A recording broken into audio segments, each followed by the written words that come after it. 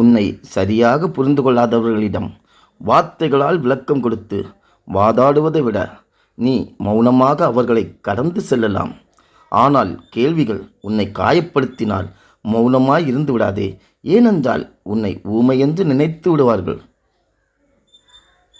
உன் புன்னகையில் இருக்கும் வலியையும் உன் கோபத்தில் இருக்கும் நியாயத்தையும் உணர்ந்து கொள்ளாதவரால் உன்னை புரிந்து கொள்ளவே முடியாது.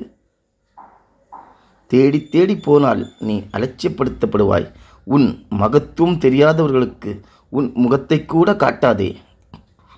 உன்னை அளவைப்பவர்கள் யாரென்றால் ஒரு காலத்தில் உன்னை அளவில்லாமல் நேசித்தவர்கள். அவர்கள் நேசித்தவர்கள் அல்ல, நேசித்தது போல் உனக்கு காண்பித்தவர்கள். அன்புக்கு எல்லையில்லை என்று நினைத்து நீ அதிக அக்கறை எடுத்து பழகியிருப்பாய். ஆனால் இதற்கு மேல் உனக்கு உரிமை இல்லை என்பதை அவர்கள் பல சந்தர்ப்ப சூழ்நிலைகளில் உனக்கு வெளிப்படுத்தி இருப்பார்கள். ஆசை எது மீது வேண்டுமானாலும் எவர் மீது வேண்டுமானாலும் வந்து போகும். ஆனால் நீ அடிமையாவது அது உண்மையான அன்பு என்று நம்பித்தான். வெறுத்து விலகி சென்றவர்களை திரும்ப திரும்ப தேடி செல்பவர்கள் யாரும் பலவீனமானவர்கள் அல்ல. உயிரிருக்கும் வரைக்கும் இதுதான் உறவென்று தவறான நபர்களை தேர்வு செய்தவர்கள். அன்போ அக்கறையோ உன் மீது இருந்தால் யாரும் உன்னை புறக்கணிக்க மாட்டார்கள்.